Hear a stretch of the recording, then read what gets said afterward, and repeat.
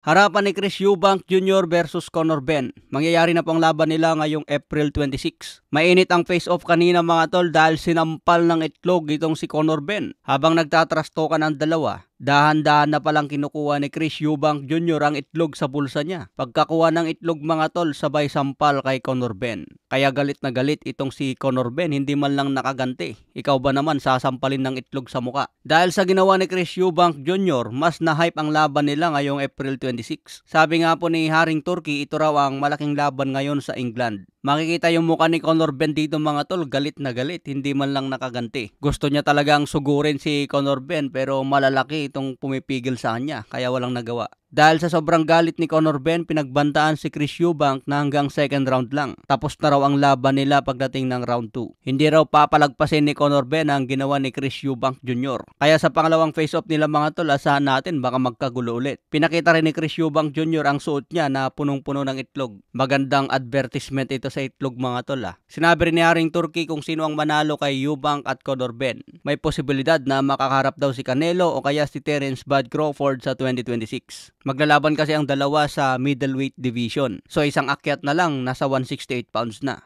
Sinabi rin ni Conor Benn na may rehydration clause pa lang kanilang laban. Hindi raw lalagpas ng 10 pounds si Chris Eubank Jr. Katulad lang din sa rehydration clause ni Tank Davis versus Ryan Garcia. Pero sinabi ni Conor Benn, itong kampo daw ni Chris Eubank Jr. ang naglagay ng rehydration clause. Hindi naman daw nagdemand si Conor Benn ng kahit anong rehydration. Isa lang daw kasi ang result ng laban nila kahit walang rehydration. Knockout ang abutin ni Chris Eubank Jr. Sa ngayon may kartada si Benn na 23 wins, 14 KOs, wala pang talo. Samantala si Chris Eubank Jr. may kartada ang 34 wins, 25 KOs, may 3 talo na. Si Conor Benn ang gustong lumaban kay Beryl Ortiz at gusto rin niya labanan si Jaron Boots Ennis. Pero hanggang ngayon walang pumapalag dito kay Conor Benn. Sa iba pang balita, nilabas na po ang resulta ng AI judge sa laban ng Bivol versus Arthur Beterbiev. Unang sinubukan ang AI judge ni Haring Turkey sa laban ni Tyson Fury versus Alexandre Usyk. Ang resulta ng AI judge noon, panalo si Alexandre Usyk. Kaya nagalit si Tyson Fury. Wala daw silbi ang computer. Huwag daw tanggalan ng trabaho itong mga